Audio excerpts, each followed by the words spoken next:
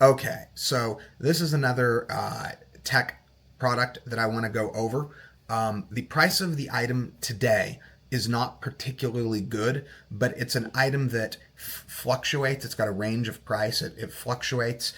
Today it's 199. I see them fluctuate from 169.99 to 199.99. I've even seen them go a little bit over. I think I've seen them as high as um, I think when I first started buying them, you'd see them as high as like 229. Now, typically the range is 170 to 200, just straight. It just depends on when you find the drives.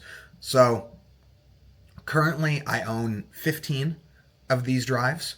I have effectively two sets of them. Um, and I also have two sets of them that are for a specific set of data, and then I have a couple others that are basically stragglers that are used for random things. I have one in my download server. I have one in my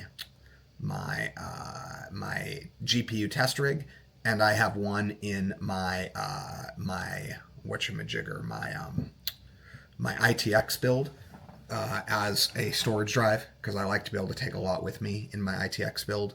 Man, my hair's doing something here. I need a haircut so bad. I keep coming to weekends and I don't feel like doing it. But so I like these drives. I get them. So far, I have purchased all of them from a seller on Amazon that goes by the name Tech on Tech. I'm sure other people have bought these as well. Um, I have not had any problem with any of the drives. I've been buying these for about 2 years now. Not a single one has failed. It is worth mentioning the way I do my backups. I have one hot set of data and a cold set of data. So I literally have the cold set of data is literally in a multi-drive Pelican case that's just sitting there. So that set of drives will basically have zero usage on it when I end up replacing these drives with something else. I will have one set of drives that are heavily used and one set of drives that were powered on like 10 or 15 times for data storage. That's just how I like to do my backups. I also have an additional off-site backup that is off-site. So let's take a look. Let me swap the camera over. So, where are we? So sometimes they will be Iron Wolf Pro, and sometimes they will be Exos. Uh, you want the renewed ones. These are refurbished, and it's kind of questionable as to exactly how they were refurbished. They were just whether that means they were just pulled and maybe basic tested and then thrown back out for sale or what. Like I said, I have 15 of them, and I have so far not had a single one of those drives fail.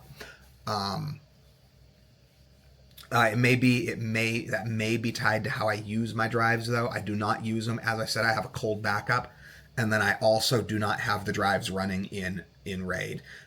They are individual drives because of the way my data is set up. I can have individual drives as volumes, and so it's not necessary for me to run it as one big NAS, or I'm sorry, as one big volume. It's just not necessary. So I can have individual volumes and have individual items broken up into like item 1, item 2, item 3, that type of thing. And the thing that you'll notice when you look, so the 18s are typically a better value, gigabyte for gigabyte. The 20s are starting to get close. Let me see if I can. No, I don't have the 20s. Let's see here.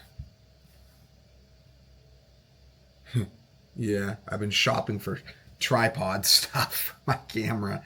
Let's see here. 20 TB. Okay. So we look at the. Do they have renewed? Okay, so they're getting better, But so this is about what these normally go for. But the 18s, you'll see 174.99 is not unusual to see for the 18s. So if you buy them at that price, these I've never seen much lower than this. I'm not saying they couldn't. I think maybe 229.99. It's kind of weird the way that they vary. I'm not sure how they're doing this, or if they're buying them in individual lots and it's just different per lot or what. But I have one of these too. This is good. I like this. It's a nice metal case. And then you look at 22s, and see, there you go. So the per terabyte cost is generally the lowest on the 18s. Now I may end up buying. Let me switch the camera back here. Gosh darn it. Still getting used to capturing on the same. There we go. I may end up buying a 22 or even a 24 when they come out to put in my ITX build, just because. So that's another thing. As a gaming focused channel, I will say the data transfer rate on these newer, super high-end, high-capacity hard drives is good enough to game on. Generally speaking, I found even a lot of the newer games that say they run best off of an SSD, I find they run fine off of these Seagate Exos 18 terabyte drives. They have a maximum, I find, transfer rate of about 250 or 260 megabytes a second sustained. And so that is fast enough. It's about double what you used to get on a normal hard drive just a couple of years ago. It's not SSD speed. It's about a little more than half, or a little less. A little, like right at half, give or take, around half the speed of a very, very slow SATA SSD. So, worth mentioning. But anyway, I hope you guys find that to be a helpful recommendation. Like I said, I have had no issues, and I have tons of these drives. I'll probably keep buying more of them. I try to buy them at a rate of about 2 a month. So, anyway, I hope you guys find this interesting again, and thanks for watching the video.